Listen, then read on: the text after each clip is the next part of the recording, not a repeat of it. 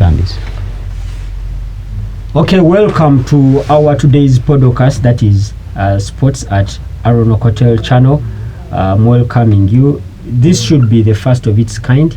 A couple of editions have been running on our YouTube channel, and I want to take special thanks to everyone who has subscribed to our channel, who has been following up and watching whatever I've been putting or whatever I've been uploading as far as sports is concerned. This edition has changed a little, as you can notice, the language that shall be using, because of a couple of you have been requesting maybe to change the dialect that could suit and fit everyone outside there who has been following our shows. We have previously been doing this live on 93.1 radio, that is in local language Uganda, but now switching to English. We believe that it will impact a larger group of people outside there, maybe even out of the country, Uganda. But thank you for everyone who has been waiting for such podcasts, who have been listening in, sparing your data to follow whatever I've been endeavoring to work out as far as sports is concerned. Being the first of its kind away from the IUIU studios, this is how our podcast shall be running. We shall be previewing the sports twice every week. That will be every Friday as we enter into the weekend to preview whatever will be happening as far as live games, because we know worldwide people are so much into European football, and in Uganda it should be the English Premier League that we are following so much. So we shall be having a recording every Friday, and then every Monday to see what had happened during the previous weekend and what we shall be awaiting for. That will be the entire week around. So today is Friday the 15th of November 2024, and I'm recording this at exactly 10:30. AFCON 2025 qualifiers, where South Africa was hosted here in Nambole, that is Mandela National Stadium. No love was lost, though it was a little disappointing, where Uganda Cranes lost 2-0 at home to South Africa. Two second half goals from substitute James Thapelo Morena and Patrick Maswanganyi condemned the Uganda Cranes to a rare home loss, that is at the Nambole Fortress. South Africa now ascends top of Group K with 11 points, with Uganda in the second place, that is with 10 points. We are remaining with one game to close the qualifying window, where South Africa will be hosting South Sudan, and then Uganda in the second place will be traveling to Congo. That will be next week. But remember, South Africa and Uganda have already qualified for the AFCON 2025 that will be staged, that is in Morocco.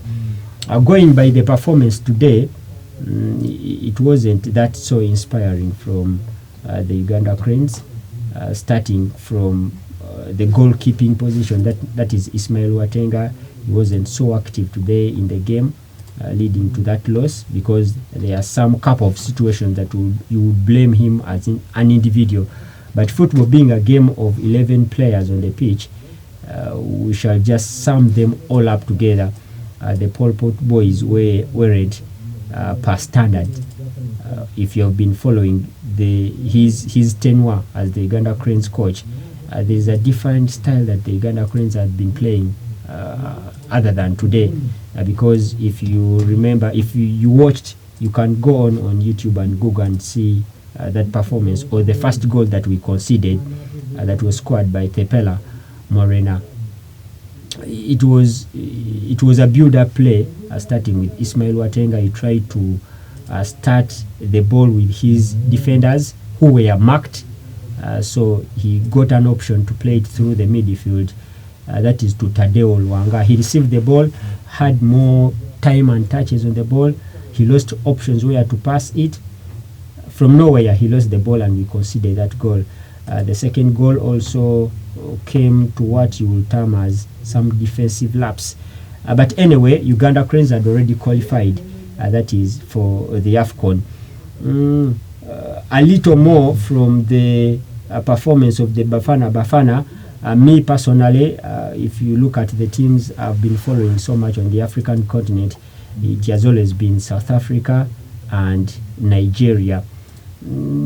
South Africa is also not having a good run of results of late, or the team, if you compare the South Africa of those days, maybe before we were even born, and compare with the current squad that is currently participating in the qualifiers, you will sense something lacking that is on the team. Much has been made of Ronwell Williams, their goalkeeper, the heroics he has done for Bafana Bafana, because he's the goalkeeper and the captain for South Africa. He helped South Africa finish in the third place. That was during the AFCON earlier this year.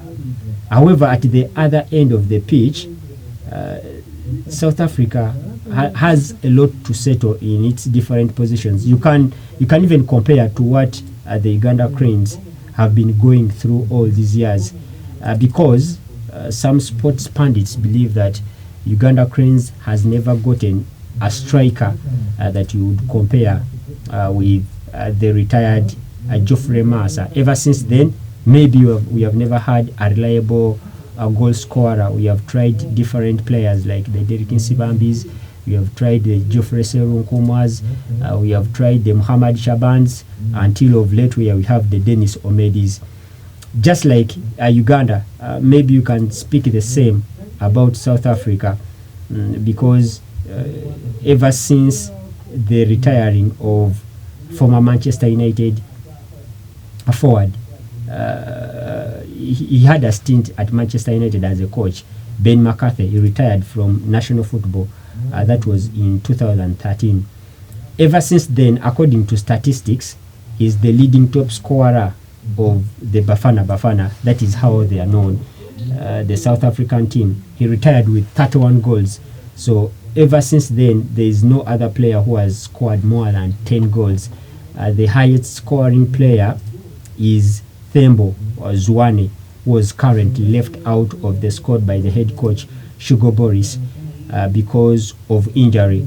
So looking for other options in the forward line for South Africa, you would search them. We all thought that the man who once had a stint at Brighton and Hove Albion, that is in England, a man other than Pesetao, who was in contention for the international, who wasn't called for this international window.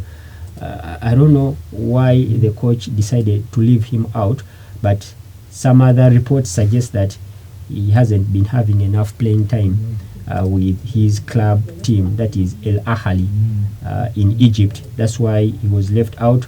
So the only forward reliable striker they had this time around in these 2 games AFCON qualifiers has been Evidence Magakopo, a 24-year-old who is currently the top scorer in the South African League, that is with his club Orlando Pirates, scoring 4 goals in 6 games.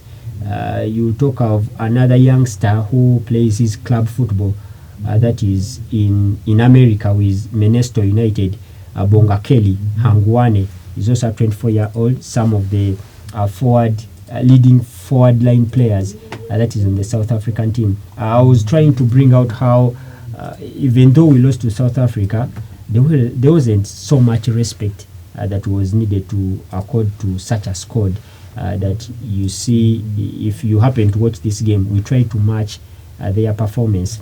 But what would you say of a team that has its best player in a goalkeeper? That is the same that we have been suffering as the Uganda Cranes, because for years it has always been Dennis Onyango, our best player on the national team. Ever since he retired, we haven't had that so much reliable player. So that is the South Africans for you. But Ronwell Williams, we shall always be having so much respect on the African continent, because at this very year he was nominated for the Yashin Trophy. That was during the Ballon d'Or ceremony this year that happened in France. But let's celebrate going back to the AFCON. I don't know when you last enjoyed the Uganda Cranes in the AFCON. Me personally, I've only watched must be 2 previous editions. That was in 2019, the last time that the Uganda Cranes qualified for the Total AFCON. That was in Egypt, where we went all the way to the round of 16, and we lost that game to Senegal. That was 1-0, falling to the West African country. That was in the round of 16. That game was played in Cairo International Stadium. I very well remember it was a Friday night where Sadio Mane scored the only goal. That was in the 15th minute. That game was so much terrifying because of the incidents that happened. Remembering where Dennis Masindo Nyango saved a penalty from Sadio Mane. That was in the 15th minute. Some side of history said we would have won that game, but because of the injury that Hassan Waswa Mawanda got on that day, that was during the first minutes of the first half, where he was replaced by Timothy Awanyi. I remember very well the likes of Abdul Rumala, that electric performance that he gave us during that AFCON. That was in 2019. A couple of AFCON, it is only 3 players that are summoned in this edition that we are in. That is Khalid Aucho, that is Bevis Mugabi, actually 4. Timothy Awanyi is also part of the current squad. Those are the players that featured then and are still with the national team currently. That is the Uganda Cranes 2024 squad. The other edition of the Africa Cup of Nations that I witnessed was in 2017, where we returned to the continental showpiece after 39 years, after several misses. That was since 1978. That was when the Uganda Cranes last featured in the Africa Cup of Nations. Then it took us 39 years to go back. That was in 2017. The performance wasn't that well good. Remember, we were under the Serbian technician Milton Necho Sjediovic. He was the coach then. We were pulled alongside Ghana, Egypt, and Mali. That is in the same group. Uganda didn't pick up any win. We only drew 1-1. That was with Mali. That goal that was scored by Farouk Mia. I remember Egypt beat Uganda. That was 1-0. Mohamed Salah scored that only goal, plus losing 1-0. That was to Ghana. So this question would be to you who are watching and listening. Which is the last AFCON that you witnessed of the Uganda Cranes? As I've said, 2017 and 2019 are the only times that I saw the Uganda Cranes featuring in the AFCON finals. So this would be definitely my third AFCON to watch. That is 2025 in Morocco. But remember, the year 1979 will always be a special year in Ugandan football. That was when the Uganda Cranes reached the Africa Cup of Nations finals, despite losing 2-0. That is to the hosting nation, Ghana. The match remains Uganda's main achievement, that is in the world football so far. You never know, this current generation may put a performance that will be better than 1978. I don't know. That is a question for me and you as we wait. What will Paul Put bring out from the boys? The brilliant performance from the Uganda Cranes saw them defy all odds to reach the final, that had players like Philip Omondi, who is Christian so far as the best player the Uganda Cranes has ever had. The Moses Nselekos, it was under the captainship of Jimmy Kirunda, among other outstanding players. As far as this story, I just read this from Sam Fufa channel, so you can also go on and preview and see what history says about the first years Uganda Cranes ever tested. That is the AFCON competition. In 1978, Uganda Cranes were pulled in Group B. That was alongside Morocco and Congo, where they finished top with 4 points after posting 2 wins. 4 points from 2 wins means you should be reminded that during then a win counted for 2 points, other than currently where each win goes for 3 points. So that is how far football has evolved. During the team was coached by a man known as Peter Oki. We won 3-1 against Congo, of course unbeaten to the semi-finals, to the finals rather. We beat Congo 3-1. The goals were scored by Philip Omondi, Eddie Semwanga and James Kisito. Then 3-1 beating Tunisia. The hat-trick were scored by Sam Musenzi. Then beating Morocco 3-0, scored by Moses Nsereko, Philip Omondi and James Kisito. Then in the semi-final we beat Nigeria 2-1.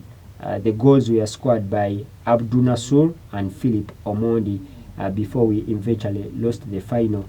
That was 2-0 against the hosts Ghana. That squad shall always be remembered. You can go on and Google it and see a couple of living players. Paul Sally is still alive. He's a journalist. Recently he was working with NTV. He somehow switched to South Africa, but he's still alive. The likes of Tom Rwanga, the late Jimmy Kirunda, the captain, Godfrey Kisito, Moses Nsereko. Apparently, during then, the national squad would summon like 12 or 13 or 15 players compared to this generation where a coach needs over 28 players to be summoned on the national team. You see how far things has changed as far as Ugandan football is concerned. But you can still preview the African history or the Ugandan history as far as football, that is the AFCON, way back where Uganda made its first appearance, that is on the continental showpiece. It was the third edition of the AFCON and Uganda's first appearance, that was in 1962. The tournament was staged in Ethiopia. Ethiopia eventually won the title with only 4 teams that were participating. That was the hosts Ethiopia, United Arab Emirates, that is the present day Egypt, then Tunisia and Uganda. There were 4 teams taking part. This meant that the tournament began at the stage of semi-final. Uganda played Egypt and lost 2-1 with Jonah Bunyenyezi scoring the consolation goal for the Uganda Cranes. That made him the first Ugandan player to score a goal at the AFCON. Remember the name, John Bunyenyezi. Uganda eventually lost the third playoff to Tunisia. That was 3-0. The team was coached by Polycarp Kakoza and Samson Yiga. Then after 6 years, Uganda again appeared. That was the 6th edition of the Africa Cup of Nations. That was again held in Ethiopia. But as I said, we shall always treasure that appearance of 1978, where we went a long way to reach the final and lost 2-0 to Ghana. Then the previous editions of 2017 under Milton Sedojovic, and the last time we appeared, that was in the AFCON, that was in 2019, where we went all the way to the round of 16. That team was coached by, it must have been, I remember the name of the coach. Yeah, it has just flocked out of my head. But that was the last time that the Uganda Cranes team went to the AFCON. So what do you expect from the Uganda Cranes this time around? The squad summoning, I mean the players currently we have on the national team, the generation has changed so much. At the 2017 edition, it was 19 edition, it was Sebastian Desabri who was coaching the national team by then. He was a French technician, okay? I was talking of the count of players that we currently have on the national team. Who of them will be someone? The one thing that I've loved from the current coach, Paul Pott, he has given opportunity to each and every player that we currently have. You see, despite of the location of where the players ply their trade from, we have a lot of them who play here in the Ugandan leagues. We have those who are playing on the African continent and a few from Europe. But one thing should be noted, there is no player that has been guaranteed a place on the national team under the current coach, Paul Pott. Starting from the goalkeeper, that is Ismail Watenga. Between now and next year, to Morocco, you never know. Things may have changed, and we may have Charles Lukwago as the number one. You never know. We may have Nafiana Lyons as the number one for Coach Paul Put. You see the backline has kept on changing. One time we had Bevis Mugabe playing with Khalida, playing with Bevis Mugabe was at one time playing with that is Timothy Awanyi. That is the game. That was the backline that started today. Then other times you get Bevis Mugabe partnering with Hadi Lwalirwa. We never know which players will be summoned because if you look at the Dennis Omedis and the Jude Semugabis are currently having a poor run of form at their club football, that is with Chitara Football Club. A lot of crop of players coming up from KCCA and Vipers. A lot of young players we are seeing on the teams like URA or Bull. You never know. The coach may pick some of them from there. You never know from between now and then. We may be having the Farouk Mias coming back on form. We may be having the Ochayas because he was summoned on match day one of the AFCON qualifier. You never know. The coach may call him up again to feature. That is on the 2025 edition. That will be in Morocco. So no one is guaranteed a place. The only players that you will be sure will be featuring in the next edition. Now, this is my opinion. I'm sure Ismail Watenga will be part of the team that will be in Morocco. I'm very sure Roger Smart will definitely be part of the team. I'm very sure the youngster Alan Okello and Travis Mutiaba, the current performance they are putting up, they will be surely called on the team. Maybe the Bobosi Biaruhangas have been on and off as far as performance. Halidi Lwalirwa, because he no longer applies his trade here in the country since he left.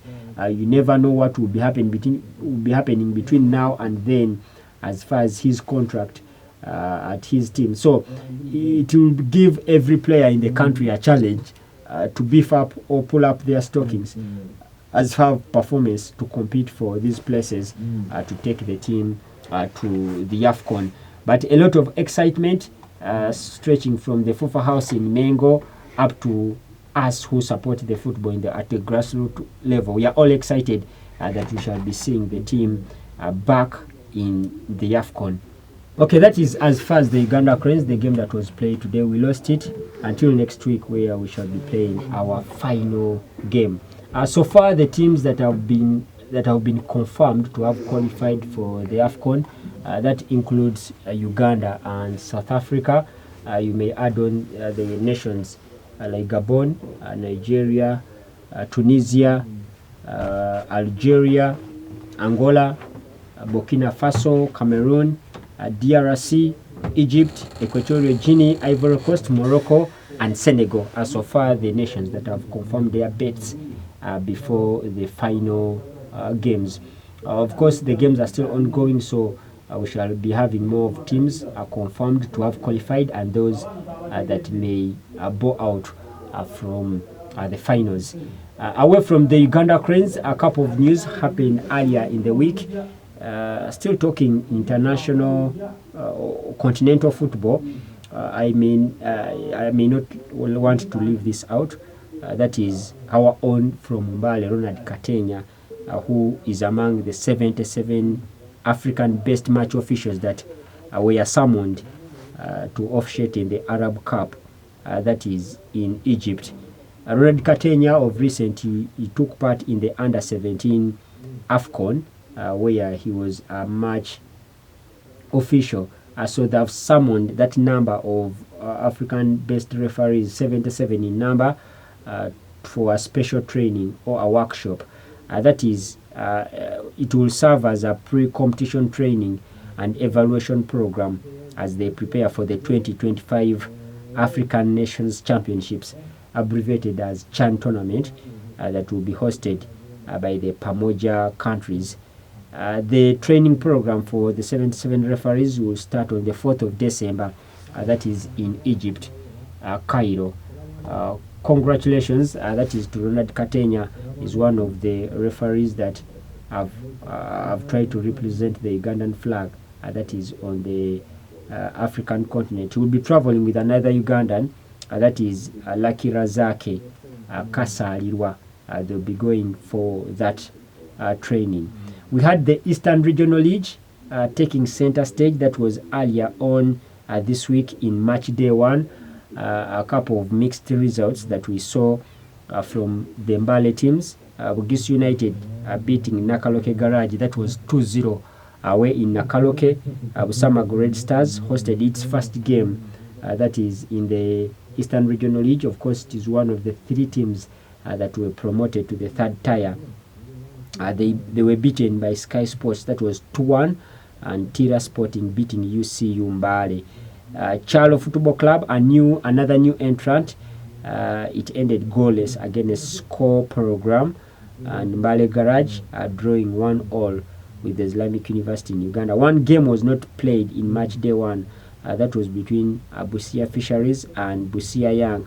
Apparently, it is rumored that the Busia Fisheries players refused to enter the pitch because they still have arrears with their bosses.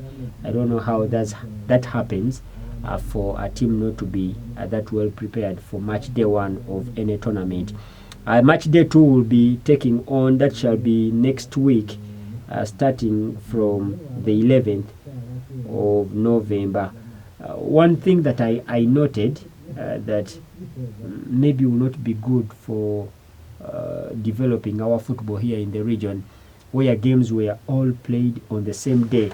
Perhaps the fixture will adjust for the next rounds, but having games played on the same day, it is a little mean for our clubs, because we know it very well that most clubs, not only in this third tier, maybe the country as a whole, have not yet broken even. I mean by starting to make money as a team. And the best source of revenue for our clubs is the gate collection. Now, placing the games on the same day in one city, because on match day 1 we had a game in Mbale Municipal Stadium. IUI was playing Mbale Garage. At the same day had a game in Busamaga, where Busamaga had hosted Sky Sports, and another game in Nakaloke, where Nakaloke Garage was hosting Bugis United. So given the fact that our city has the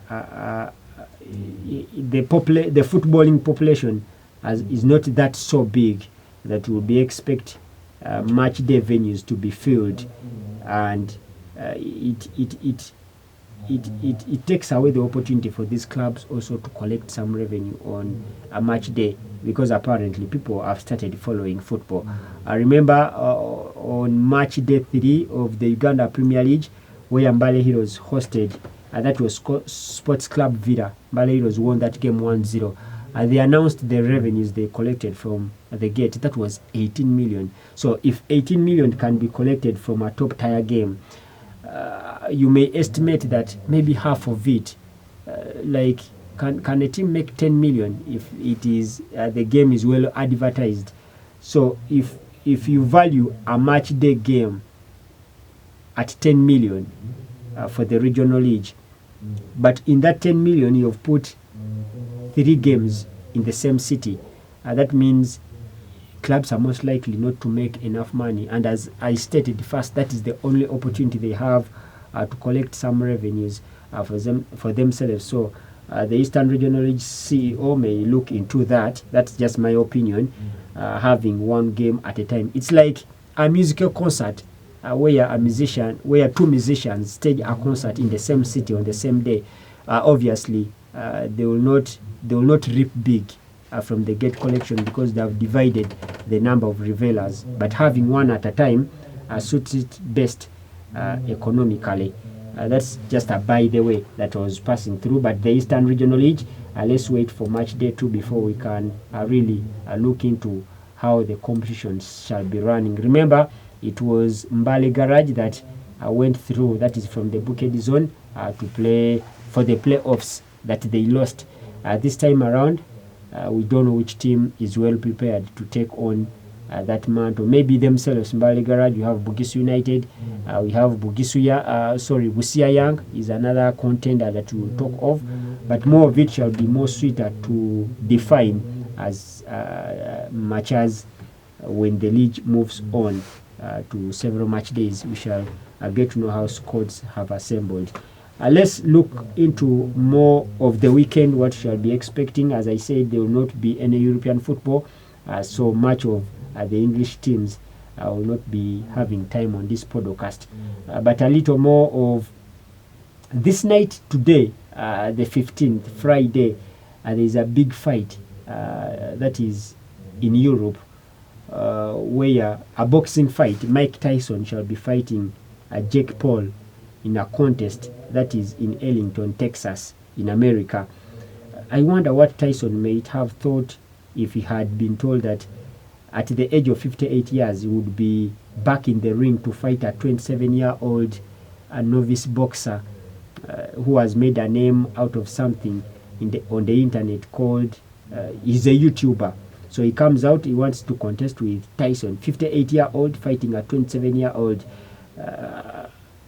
Obviously it is because of money, because on the value of this fight, it is estimated to be around $20 million the winner for such a stunt. If you convert it into Ugandan shillings, $20 million, 1 million is equivalent to around 3 billion Ugandan shillings. 20 billion, you can help me calculate that. A huge sum of money for Mike Tyson in case he wins that. The fight is on tonight, so maybe we shall get the result in our next podcast. That will be on Monday. But these bouts that consist YouTubers, streamers, TikTokers, and celebrities on internet has been making rounds of late because, first of all, these guys have a lot of followers. Someone like Jake Paul has over 20 million YouTube followers. So that money is worth it all. I remember that was it last year in 2021, another YouTuber, Logan Paul, apparently is an older brother to Jake Paul.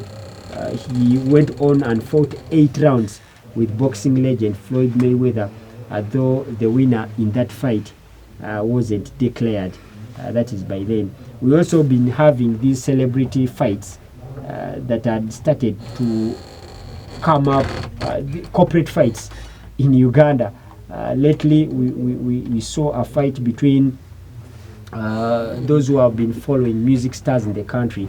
There's a gentleman called Shakib, a husband to a socialist Zari, who went on and fought J.K. Kazora. That was in the Uganda Boxing Federation fight that was dubbed a corporate fight. We heard of another fight that was that will be coming up between 2 musicians, that is Rickman and Grenade Official. That fight has been confirmed for the 26th of December.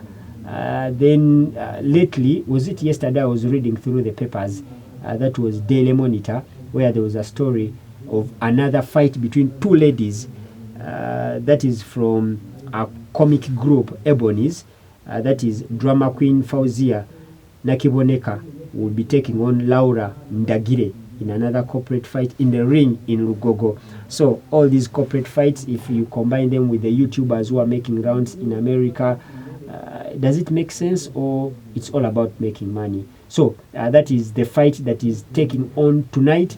Mike Tyson fighting Jake Paul. We shall be awaiting for those results. The weekend shall be having the Elgon Cup taking center stage. The Rugby Cranes shall be taking on the Kenyan Simbas. That is Saturday, the 16th of November. That will be the return leg at the Kings Park Arena in Boyogerere. Remember the first leg in Nairobi, the Rugby Cranes lost 27-25. And maybe the Cranes are eager to capitalize on their home ground advantage and overturn the slim 2-point deficit to reclaim the converted 2024 title. Reading through the preview of the Rugby Cranes squad, their captain Byron OKOTEL will be missing out. That is tomorrow OKOTEL sustained a concussion during the first leg and is currently undergoing mandatory concussion protocols, so he will not be featuring for the game tomorrow. In his absence, Conrad Wanyama will take up the captaincy of the team. Remember, Ivan Magomo was not summoned for the Rugby Cranes because he's currently on suspension because of some he had some reasoning on social media back then, trying to reason how athletes are treated, that is in the country. So the federation termed it as indiscipline. He's the national team coach, so he's also out. That means Conrad Wanyama will be the captain tomorrow for the Rugby Cranes and will be helped by vice captain Charles Uhuru. We need to pray for the boys. Maybe those who may have time tomorrow evening to catch the game, to be live on NBS Sport. They always broadcast those games. The likes of Asuman Mugerwa, Elfins Emong, Moses Ziwa, Pius Ongena, Conrad Wanyama, my namesake Aaron Ofioroth, some of the rugby players we have here in the country. I think that's all we have for the show today.